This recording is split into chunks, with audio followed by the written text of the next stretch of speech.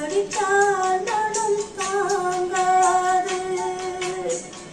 பொன்முகம் கொஞ்சம் வாடி நின்றாலும் நான் துடித்தேன் வழி தாராது.